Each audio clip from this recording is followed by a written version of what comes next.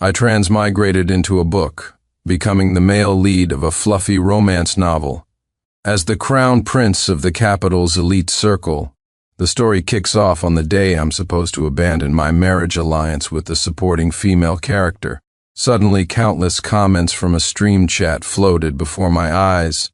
Yes, yes, male lead.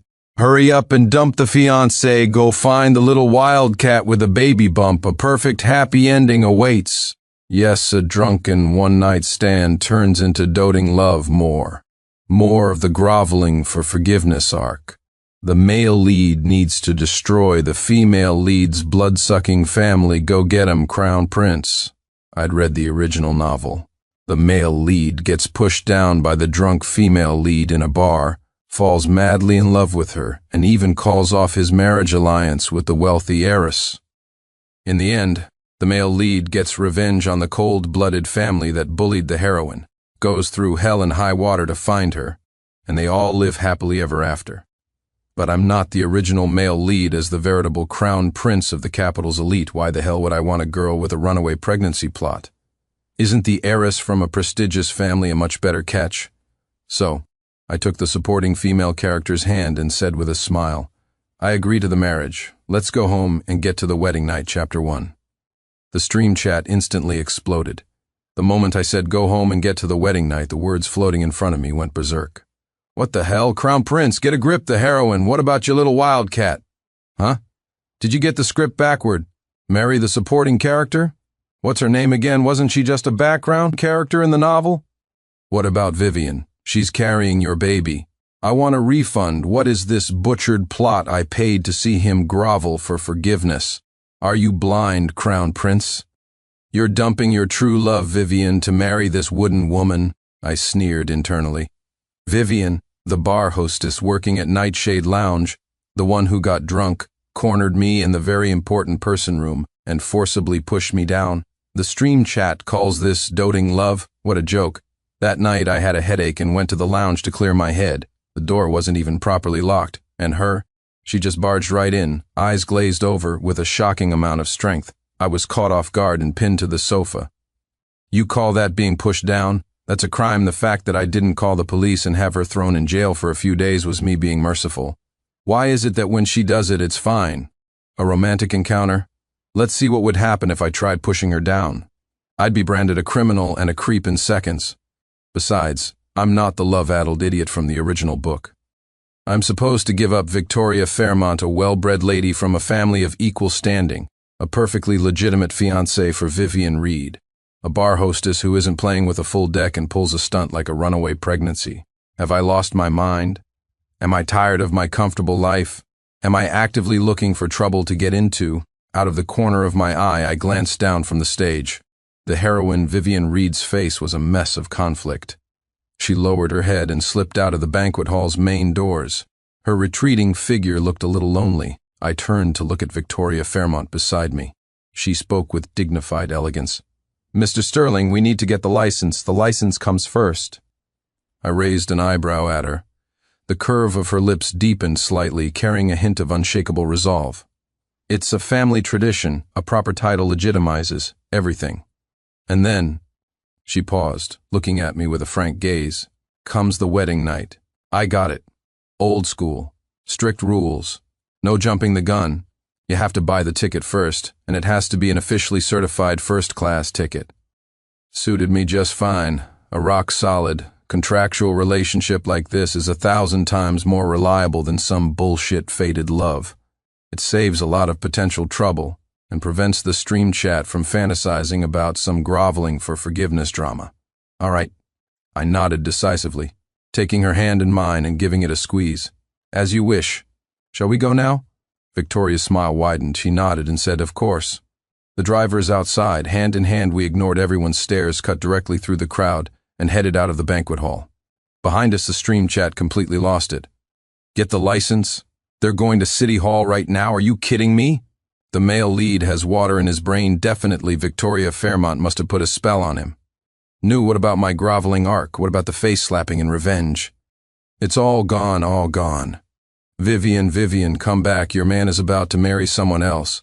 Refund, I demand a refund. I paid money to see the Crown Prince marry some background character. This is fraud. This is a scam.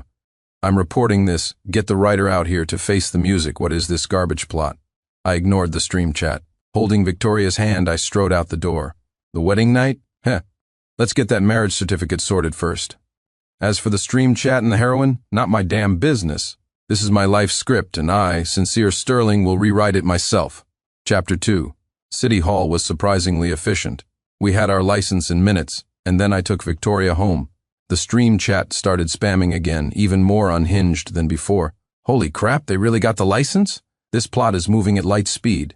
Sob, sob, sob, poor Vivian, pregnant and abandoned. The male lead is such a scumbag. I saw the comments floating past and let out a snort of derision. Vivian's pregnant? In the original novel, when she found out she was pregnant, what was her first reaction? To go to the hospital for an abortion. She even had the appointment booked. So what happened? Why did she suddenly change her mind? Oh, right, because she coincidentally found out who the baby's father was, the one and only Sincere Sterling, Crown Prince of the capital's elite. What do you call that? You call that a targeted investment, a guaranteed win. The moment she realized the baby was a gold mine, she immediately changed her strategy. No more abortion. Instead, she switched to the tragic melodrama of the girl with the baby bump who runs away, waiting for the Crown Prince to be filled with regret, search the world for her, and finally secure her position through her child in a grand reunion. The clicking of her abacus was so loud it practically hit me in the face, so damn manipulative. A woman like that. You touch her, and you'll stink of trouble. What are you thinking about? Victoria's voice pulled me back from my thoughts. She handed me a glass of water, her movements natural. Nothing. Well, shall we begin? She asked directly, without a hint of coyness. Let's. I was even more direct. The wedding night, it was just a procedure. A legally married couple fulfilling their obligations, reasonable and lawful. The processes omitted no talk of belts, or abs, or a predatory gaze, or any of that. I refused to write the kind of stuff that romance fans drool over. The stream chat exploded like a firework display. Ah, they're really doing it? My eyes. Purity plot point ruined. The male lead is no longer clean. What about my Vivian? Victoria Fairmont, that scheming fox, how dare she? Get a grip. Male lead Vivian is pregnant with your child. How can you touch another woman? A child. Vivian's child. I lay on the spacious bed, staring at the ceiling. Victoria's breathing was steady. She was already asleep. A child? Who's to say it's mine? Just because Vivian said so. Just because of that one-sided push down that night. How much can you trust the word of a bar hostess with an overactive imagination? And let's say, for argument's sake, that it is. So what? She gives birth, we do a DNA test. If it's mine, she'll get every penny of child support she's owed. But that's it. Thinking she can tie me, Sincere Sterling, down with a baby, in her dreams. She can take her ball and run wherever she damn well pleases. Just as long as she doesn't bother me. In this script, I, Sincere Sterling, call the shots. Chapter 3. The next morning, Victoria was a little congested, her voice a bit nasal. I think I caught a cold. She rubbed her nose, quite calm. Let's go to the hospital. I made the decision on the spot. You can't let a small illness linger, especially since last night. Well, maybe I was a little unrestrained. We're a married couple, but sustainability is key. Is that necessary? It is. I cut her off, my tone leaving no room for argument. Let's go. She didn't insist further. Good, she listens. But when we got to the hospital, we saw Vivian waiting for a prenatal checkup. The stream chat went wild. High energy warning, incoming battlefield. Fight, fight, fight, a classic catfight scene. The Crown Prince is about to get busted. Scumbag, Sincere Sterling. Let's see you talk your way out of this one, waiting for Victoria to blow up. Go heroine, expose him, make him take responsibility. Vivian was sitting alone on a plastic chair, head down, clutching an appointment slip. She looked quite lonely and pitiful. Assuming you didn't know about her little schemes, she clearly saw us too. Like a startled rabbit, she shot to her feet, her eyes darting around in a panic, looking like she wanted to run but didn't dare. The stream chat got even more excited. Ah, she saw them, she saw them. Don't hide, Vivian, go confront them. You've got the ultimate trump card in your belly. As Victoria's expression changed, quick, let me see the wife's reaction. Sincere Sterling is panicking. He must be panicking. The scumbag has a guilty conscience. Me, with a guilty conscience. Panicking? What a joke. At most, I found it troublesome. The trouble was that three people suddenly appeared by Vivian's side. A middle-aged couple, dressed a bit too flashily, their faces etched with calculating greed, and a young woman, exquisitely dressed but with a caustic look in her eyes. No need to guess. The original novel's description of Vivian's parasitic parents and her adopted sister, the fake heiress who had usurped her place. They were probably there to pick Vivian up, but when they saw me, their eyes lit up. Like hungry wolves spotting a plump lamb, the stream chat's tone shifted slightly. Holy crap, the blood-sucking family squad has arrived. The divine assists are here, this is going to be a good show. Quick, interrogate the scumbag, make him pay. As expected, Martha Reed was the first to charge over, her voice sharp and shrill. Vivian, what are you doing here? A prenatal checkup? Her eyes swept over Victoria and me like a searchlight, finally locking onto my face with greedy probing. CEO Sterling. Oh, what a coincidence, are you here with Vivian for her checkup? David Reed immediately followed up, putting on a stern face and staring at Vivian. Vivian, tell us the truth, whose child is this? Is it CEO Sterling's? The fake heiress, Chloe Reed, was even more dramatic. She covered her mouth in feigned shock. Sister, you're really carrying CEO Sterling's child? Oh my goodness, CEO Sterling, you can't just abandon my sister, she's all alone. How pitiful. Her voice rose and fell, dripping with feigned innocence. Vivian's face was as white as a sheet. She buried her head in her chest, her lips trembling. No, it's not. Don't talk nonsense. The stream chat went into a frenzy. Tear him apart, let the drama begin. Scumbag Sincere Sterling, let's see what you do now. Victoria, must be furious time for some face-slapping. Chloe, that fake heiress, is such an actress, but well played. Force his hand. Come on, CEO Sterling, admit it, your little wildcat and your cub are waiting for you. Seeing that I remained silent, David Reed assumed I was guilty, and his voice grew louder and more righteous. CEO Sterling, give us an explanation. Our Vivian is an innocent girl, and she's carrying your child. You can't just sleep with her and then deny everything. Just as this chaotic scene reached its peak, with the stream chat eagerly anticipating the furious wife tears apart the other woman moment, Victoria, who had been standing quietly beside me, took a small step forward. She didn't look at the Reed family, nor at Vivian. There wasn't even a hint of anger on her face. She simply looked at me and spoke softly. Her voice wasn't loud, but it carried a calm, undeniable power that instantly silenced all the noise. Sincere. She paused, her gaze sweeping over the three greedy, calculating faces of the Reed family before returning to mine. The corner of her mouth even curved into a barely perceptible arc. If the child in Miss Reed's belly is fake or belongs to someone else, then the consequences for these individuals will be very unpleasant. The fate worse than death kind. The Reed family's expressions changed instantly. Victoria's tone shifted, and her gaze finally fell upon the trembling Vivian. Her voice remained steady, even revealing the magnanimity of a true matriarch. But if it's real, she tilted her head slightly and actually gave me a faint smile. Then that's excellent as well. It means my husband is potent and full of vigor. Her gaze swept frankly over Vivian's small belly, her voice so gentle it sent a chill down the spine. The future lineage of the Sterling family will surely be very prosperous. She took another minuscule step forward, almost shoulder to shoulder with me, and then, in a tone of declaration, dropped the final bombshell.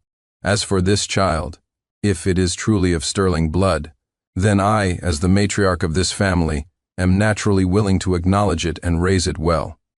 Boom, the entire world seemed to fall silent for a moment. The Reed family stood dumbfounded, like ducks with their necks wrung. Vivian shot her head up, staring at Victoria in utter disbelief, her eyes filled with terror. The stream chat was paralyzed for half a second, then exploded across the screen.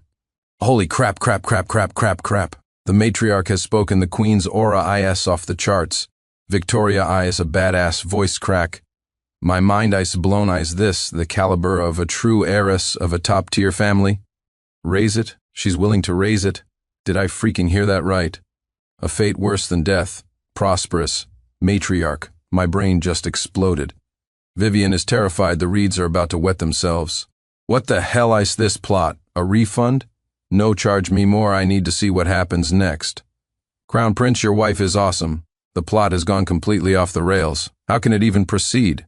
Can Vivian still do her runaway pregnancy act? I've paid. Now sitting back and waiting for the scumbag's regretful face slapping. I looked at Victoria, calm as a tranquil lake beside me. In that moment, I had only one thought.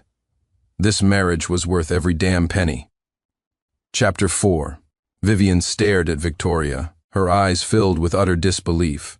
It was as if she was only now truly understanding what the prestigious family she was trying to scheme against really meant. It wasn't a fortress that could be conquered by a naive male lead and a dose of true love. It was a battlefield with a strict hierarchy and ruthless rules. In the suffocating silence, Vivian herself spoke up. Her voice trembled. No, it's not true. The baby isn't CEO Sterling's. It has nothing to do with them. Her words were like poking a hornet's nest. Martha Reed was the first to jump, her shriek nearly tearing the roof off. Vivian, what nonsense are you talking? David Reed grew anxious, slapping the back of a nearby chair. Shut up, have you lost your mind? The prize was about to slip through their fingers, and they were more desperate than anyone. Chloe Reed rushed to add, Sister, are you crazy? You can't sacrifice yourself like this just for CEO Sterling's reputation, still desperately trying to pull the narrative back. They were going insane. The duck was cooked, ready to be served, and now the duck itself was flapping its wings, squawking, I'm not cooked. I don't admit it. The stream chat was also confused. Huh? Vivian denied it herself? What's this move? A strategic retreat? Advanced level manipulation? Doesn't look like it. She's terrified. Victoria's too scary. It's over. The Reeds are going to have a heart attack. Their golden goose just flew away. I watched this farce feeling nothing but profound annoyance. A bunch of leaping clowns. Vivian denied it? As if I'd believe her. She was either scared out of her wits by Victoria's thunderous tactics, or she had another plan up her sleeve. Like perhaps continuing her runaway pregnancy act somewhere else? I couldn't be bothered to figure it out. I completely ignored the squabbling Reed family and the trembling Vivian, turning instead to the composed Victoria beside me. Got the medicine? I asked.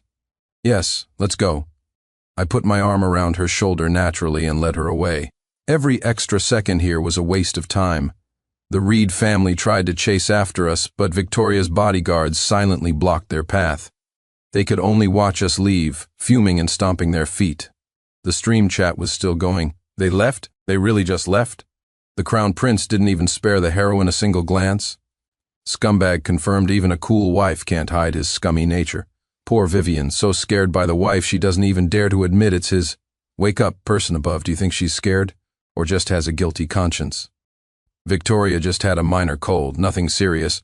The doctor prescribed some medicine, and we went home. Not long after we arrived, my phone rang. It was an unknown number, but I had a good idea who it was. I answered but said nothing. After a few seconds of silence, Vivian's timid nasal voice came through. CEO Sterling, can we talk in private?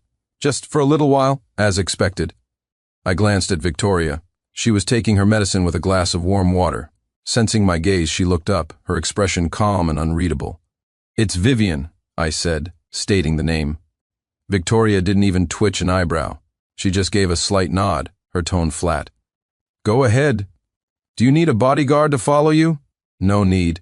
Call me if you need anything, she added, her voice still perfectly normal. The stream chat started up again. The sequel to the battlefield, a private meeting. What a magnanimous wife, she's actually letting her husband go meet the suspected other woman. Victoria, go on, just try not to kill her. Vivian is going to lay her cards on the table fight drama. I went to a quiet corner of a nearby cafe, following the address Vivian gave me. She was sitting in the innermost booth, wearing a hat, her head lowered. I pulled out the chair opposite her and sat down. Speak. Vivian looked up, her expression a mixture of stubbornness and forbearance. Sincere Sterling, I know our meeting at the hospital wasn't a coincidence. Please, stop following me and stop sending people to investigate me. I was stunned for a moment. The stream chat was simultaneously baffled. Following her? Investigating her? What's going on? What did the male lead do? Does Vivian have a persecution complex? I let out a derisive laugh, leaning back in my chair and tapping my fingers on the table. Vivian, you think far too highly of yourself. She frowned, a look of suspicion in her eyes. What do you mean? What I mean is, I said, looking at her, my tone utterly blunt, I don't have the time, nor the saintly patience to follow you or investigate you. I paused, choosing my words precisely. You're not worth it. Vivian's face instantly flushed crimson. The stream chat's mood began to shift. Damn, that's harsh, I love it. Face slapped a clean smack. Crown Prince, don't write yourself into a drama. This is awkward for Vivian, ha ha ha. She took a deep breath, her voice filled with disbelief. How could you be like this before? All those memories. Have you forgotten? Here it comes, the classic line, the memory card. The stream chat predictably went wild. Memories, unforgettable memories. Yes, the drunken one-night stand that turned into doting love. Crown Prince, remember you two are fated to be together. I curled my lip into a cold, mocking sneer. Unforgettable. Vivian, are you genuinely clueless or are you just pretending? She was speechless. I laid it all out for her, one point at a time, my voice clear, every word a knife. First, that wasn't some unforgettable memory. You were drunk, or maybe not, but in any case, you were the one who barged into my very important person lounge at Nightshade. Second, you were shockingly strong and you pinned me, an unsuspecting person, down on the sofa. I deliberately emphasized the words pinned down. You call that being pushed down? That's assault. The fact that I didn't call the cops and have you locked up is me doing you a favor. The red in Vivian's face drained away, leaving it stark white. The stream chat's tone changed abruptly. Holy crap, that's a terrifying thought. The perspective just switched from a heroine's story to a crime show? Now that the Crown Prince puts it that way, he's right. I continued my verbal assault, showing no mercy. Third, you got pregnant. And then what? You just vanished without a trace. What game were you playing? The runaway pregnancy? A tragic melodrama? Fourth, I pressed on, watching her eyes fill with panic. Our statuses don't match. You work as a hostess in a bar. I am Sincere Sterling. There is an ocean between us. And finally, I leaned forward slightly, looking directly into her eyes, each word a final judgment. You couldn't have seriously believed that by pulling a runaway pregnancy stunt, I would act like some idiot, full of regret, crying and shouting your name all over the world, staging some grand, groveling reunion, and finally letting you secure your position as a phoenix rising from the ashes, right? I flashed a smile that could only be described as malicious.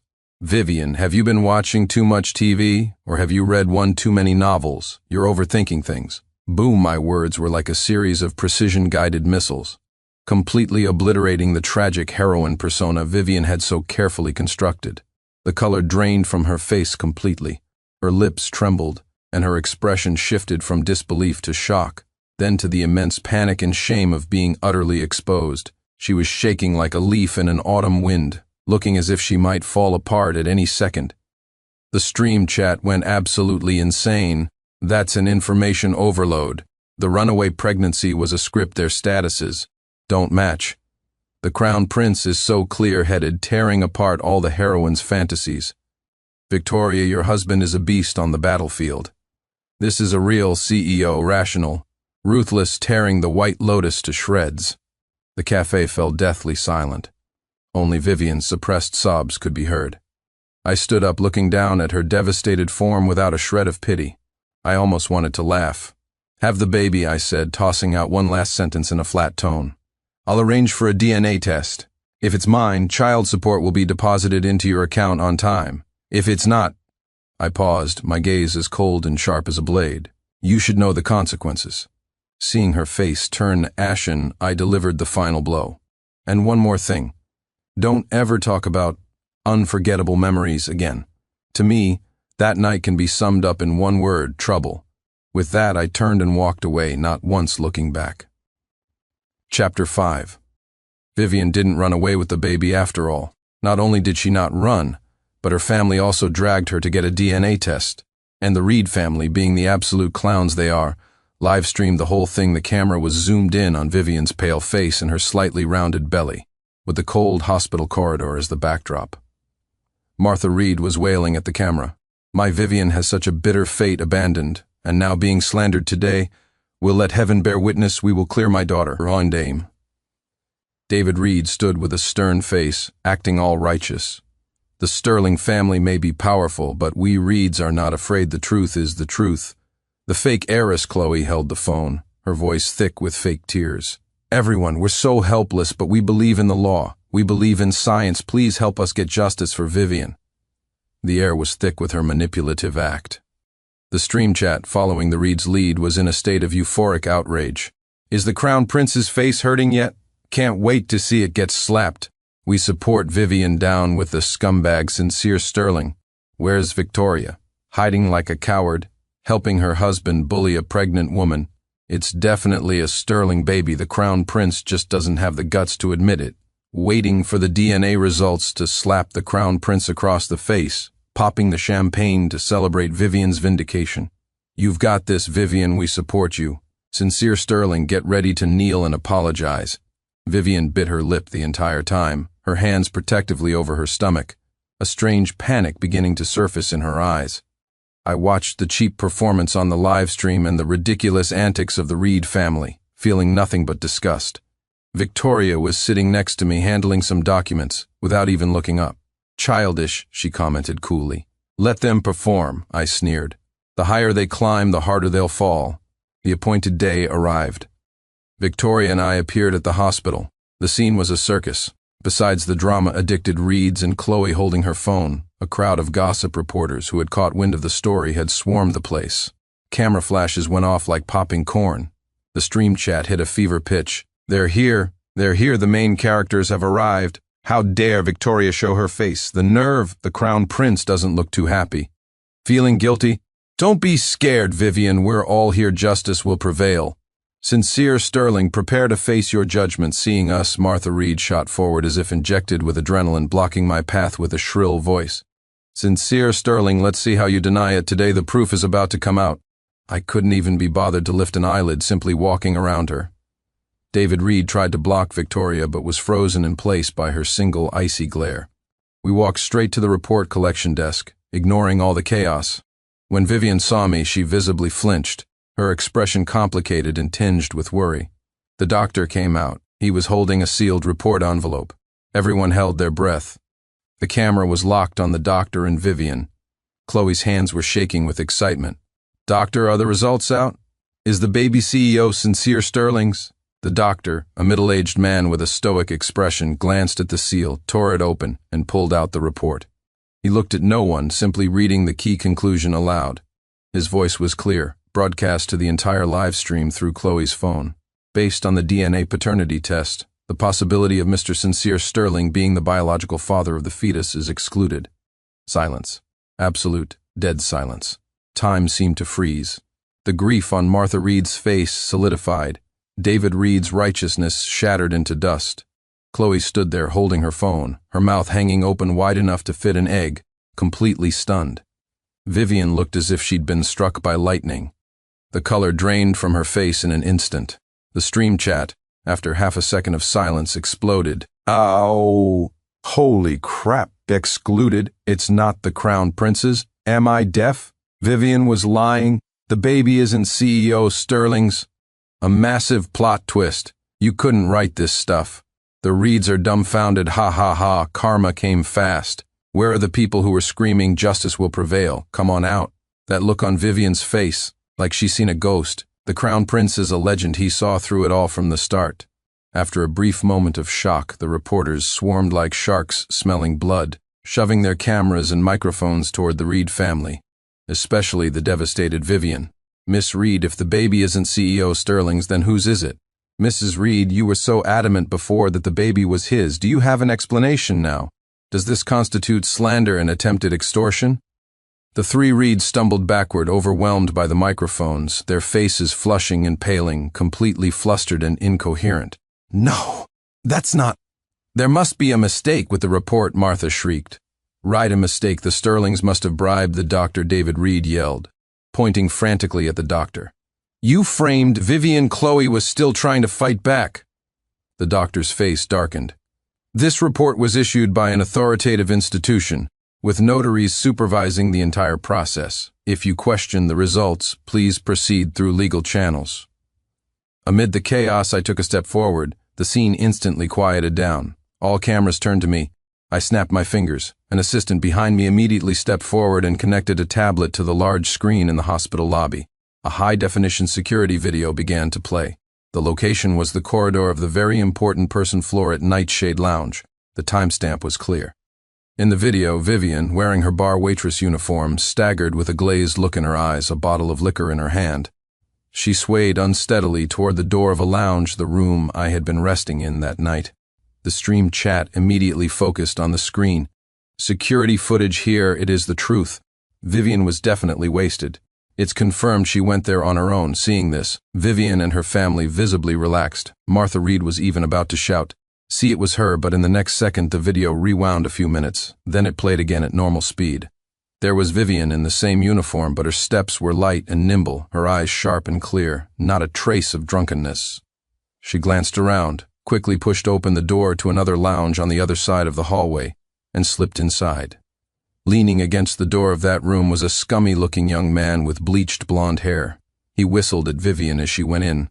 A few minutes later, Vivian came out of that room. Her face was slightly flushed, her hair a bit messy. She quickly straightened her clothes, then did something that stunned everyone. She took the liquor bottle in her hand and, without hesitation, poured its contents all over her head and body. The pale yellow liquid ran down her hair, cheeks, and neck, soaking the front of her uniform. After doing this, she picked up the empty bottle, her eyes instantly becoming glazed and unfocused, and her steps began to deliberately stagger and sway, perfectly mimicking her earlier drunken state. Only then did she begin to wobble toward my lounge. The video ended. The entire hospital lobby was plunged into a dead, suffocating silence. It was even quieter than when the DNA results were announced. Everyone was dumbfounded. Reporters, doctors, nurses, onlookers, and the stream chat watching on their screens. The expression on Vivian's face completely shattered. It was a mask of pale, terrified despair. She trembled like a dead leaf in a storm. The other three Reeds were ashen-faced, unable to even scream. The stream chat, after a brief vacuum, went completely ballistic. Oh my God, a script, a masterful script. She faked being drunk, poured liquor on herself as a disguise. Vivian is a confirmed master manipulator. Blondie. Who was that Blondie guy?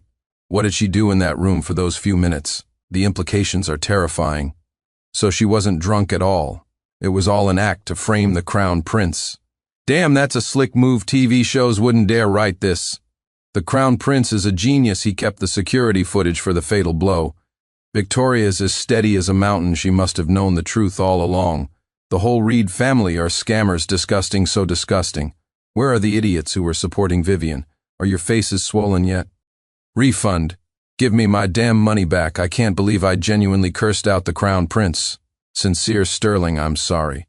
Vivian, get off the planet. I averted my gaze and looked at the deathly pale Vivian, my voice cold, every word twisting the knife. Unforgettable memories. A fated encounter, a forced runaway pregnancy. I let out a sneer, my voice not loud, but it struck everyone's heart like a sledgehammer. Vivian, the play you staged had a pretty low budget. 1 bottle of cheap liquor and a blonde thug for a lover, and you thought you could trade up for the crown prince of the capital? Did your whole family write the manual on how to frame people? Whose baby is it? My eyes swept over her stomach, then glanced at the last image of the blonde man on the screen. Don't you have any idea? Or have you had so many lovers you can't keep track? Vivian suddenly spat out a mouthful of blood. Her body swayed, her eyes rolled back, and she fell backward, unconscious. Vivian, the Reeds finally snapped out of their stupor, screaming as they rushed to her side. The scene descended into utter chaos. Reporters pushed forward like madmen, the sounds of camera shutters, questions, and screams all mixing together. The stream chat was in an uproar. She coughed up blood. She was so angry she coughed up blood. Serves her right, karma. She's faking. She must be faking it. The Reed family is finished, utterly finished. All hail the crown prince, a textbook example of a takedown. Queen Victoria, please accept my worship. The plot twist of the year, so satisfying, so satisfying. I had no interest in watching the rest of this circus. I turned and took the hand of Victoria, who had been standing quietly beside me the whole time. Her hand was still dry and warm. Let's go, I said. All right, she nodded, and together we walked away from the chaos and wreckage side by side. Chapter 6. Just a few days after the chaotic drama at the hospital, Vivian reappeared. This time, she didn't bring her parasitic family or start a live stream. She came alone, her eyes swollen like peaches, and blocked the entrance to the Fairmont Group's lobby. The security guards tried to stop her, but I waved them off. Let her come up. I was curious to see what new act she could possibly perform. The door to the CEO's office opened, and she walked in. Sincere Sterling, she said forlornly. Did you know? I'm the heroine. I am the heroine of this book. Do you know about the original novel? We are the destined couple. What is that cannon fodder, Victoria Fairmont? How could you marry her? The plot isn't supposed to go like this. You're supposed to chase after me. You're supposed to give me your heart. You're supposed to reject the marriage alliance for me. You're supposed to... She seemed to be descending into some kind of hysteria, growing more agitated as she spoke. The moment she said, I'm the heroine, the stream chat exploded more violently than it had for the security footage. What? The heroine? What is she talking about? What book? What original novel? Has Vivian lost her mind? This is too much information. My CPU is fried. Could she have transmigrated into the book? Holy crap, a transmigrator. So she knows the plot. That's why she deliberately tried to frame the Crown Prince. This is terrifying. It was all a calculation. It's over. The Crown Prince is in danger. She knows the future. Vivian could apparently see the stream chat too. When she saw the comment, could she have transmigrated?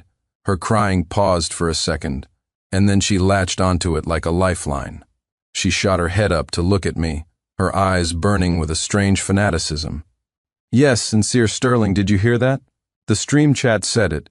I'm a transmigrator. I know the entire plot. I endured humiliation, forced by my circumstances, until I finally met you. I know you're the male lead, I'm the female lead. We are destined to be together. Victoria is just a background character. She's standing in our way. She crawled forward a couple of steps, trying to get closer to my desk, her tone enticing. Listen to me, we can still fix the plot. Go and divorce Victoria right now, then come find me. I'll give birth to this child even though he isn't your blood right now. As long as you acknowledge him, we can have our own children later. We'll have our happy ending. Just like in the original novel, this is the correct plot. You're the male lead. You have to follow the script. The stream chat spammed wildly along with her words, filled with shocked excitement. Vivian is a transmigrator. She knows the plot. So her scheme was intentional. She was trying to take a shortcut. Wow, this plot is insane. Crown Prince, listen to her. You have to follow the plot to get a happy ending. Yeah, the male lead and female lead are a match made in heaven. Dump Victoria, go chase your little wildcat heroine. I looked at the hysterical Vivian before me, then glanced at the stream chat, which was equally lost in its plot logic frenzy, and felt a wave of absurdity wash over me. I laughed. Not a cold sneer, but a genuine hearty laugh, born from finding the situation utterly ridiculous. My laughter echoed through the massive office, drowning out Vivian's sobs in the clamor of the stream chat. My laughter stunned Vivian into silence, and the stream chat paused for a moment.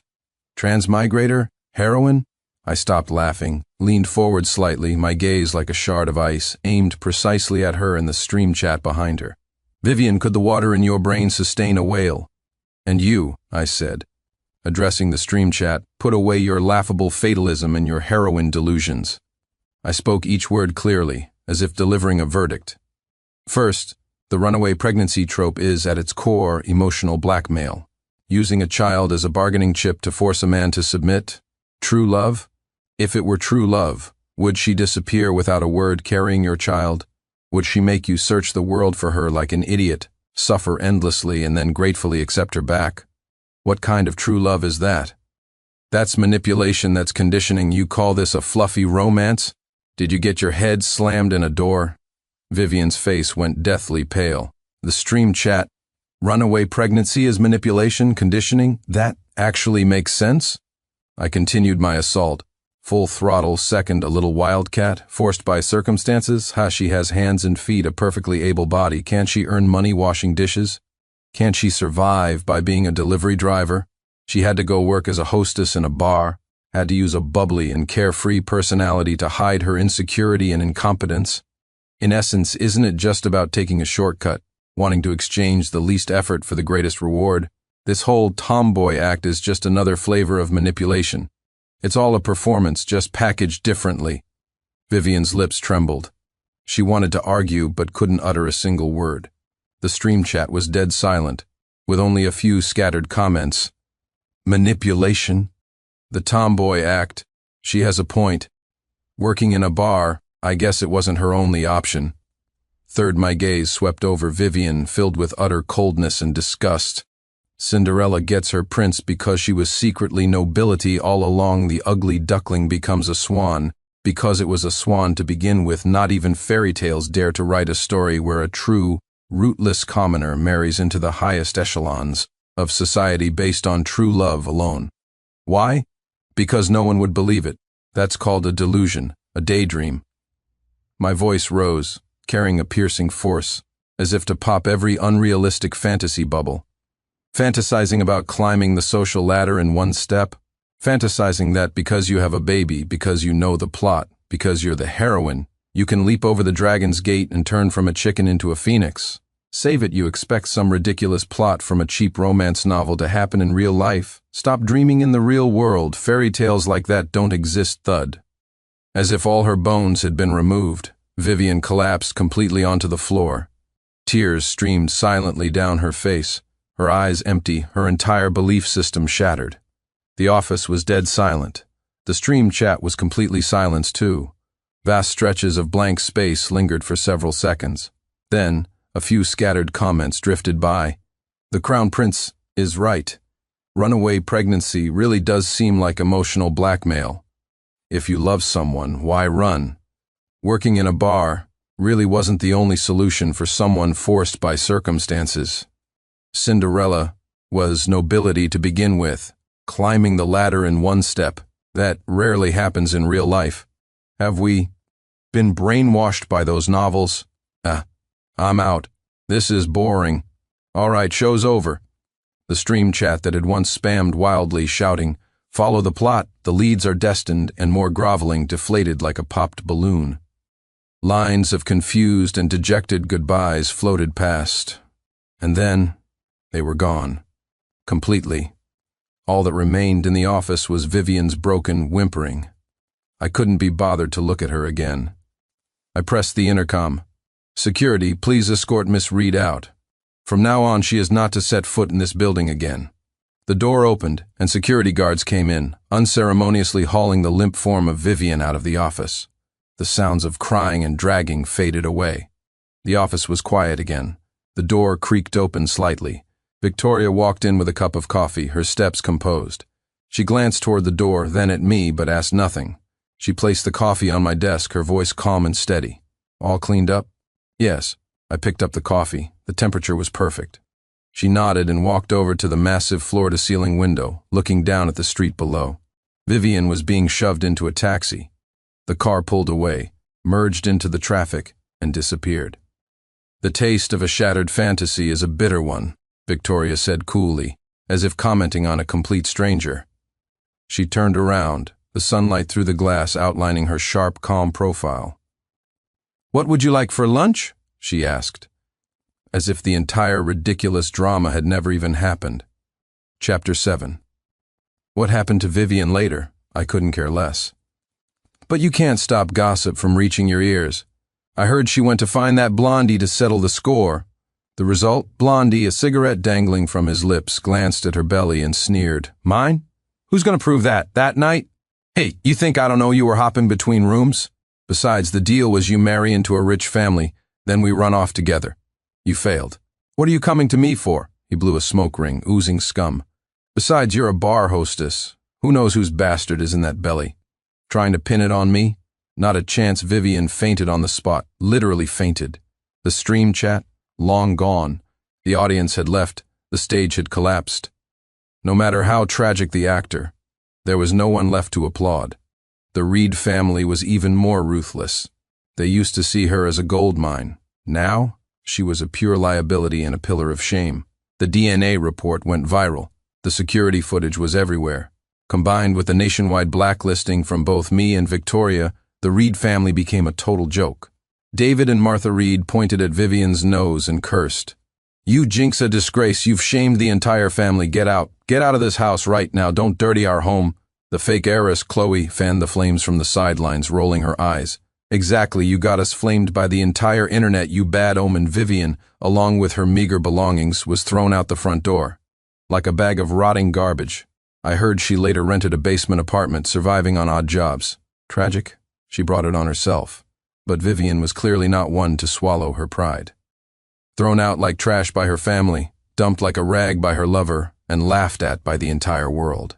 She couldn't let it go. Revenge. She had to have revenge. How? Her methods were wild. She anonymously sent a big gift to her father's biggest rival, a folder full of black ops material on David Reed's company, tax evasion, bribery. The evidence was ironclad. David Reed's company, instantly ruined, seized, bankrupted, buried in debt. David Reed himself went to prison. He wouldn't be seeing daylight, for a decade at least. Martha Reed, the wealthy socialite, became a broke nobody. Their mansion was auctioned off to pay debts, forcing her into a tiny rundown apartment. She went from playing mahjong and buying luxury bags to picking up discarded vegetable leaves. As for the fake heiress Chloe, Vivian thoughtfully arranged a nice future for her.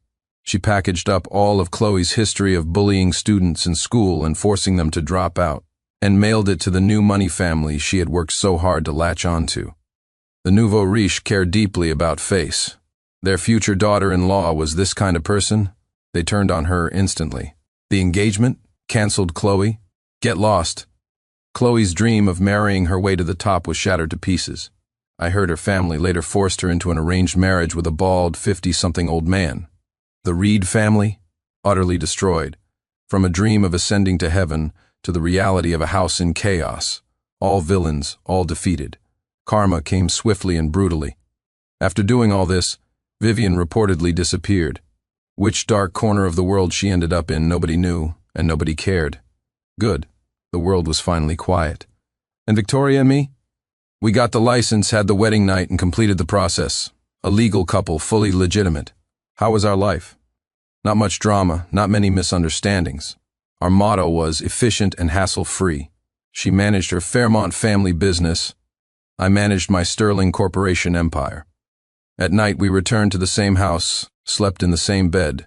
A pleasant partnership, mutually non-interfering. The stream chat? Vanished without a trace long ago. No one was spouting nonsense about destined couples or the plot anymore. Good, peace and quiet. As for feelings?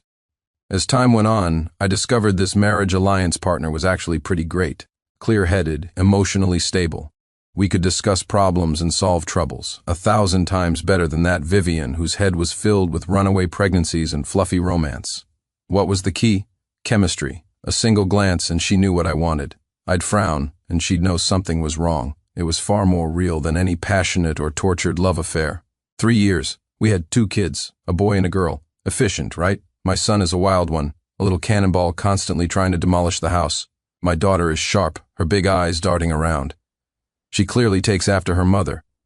With 2 little tyrants in the house, it's chaotic, but it's also full of life. More children, more blessings.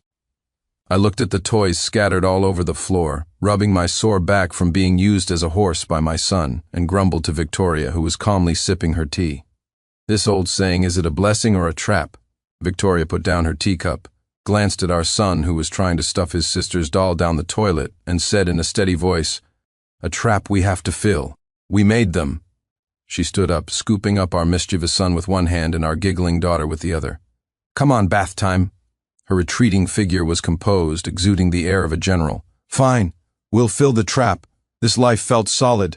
The crown prince and princess of the capital's elite? The titles sound intimidating, but life is just daily chores plus 2 little devils. Occasionally we attend a banquet to keep up appearances. If someone is tactless enough to bring up the old business with Vivian, I don't even bother to lift an eyelid.